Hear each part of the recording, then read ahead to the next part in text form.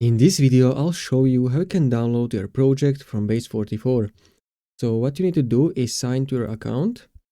And once you are signed, click on this apps icon in top. And from here, you need to choose project which you want to download. So for example, I'm gonna choose this icon craft AI. Wait until the project opens.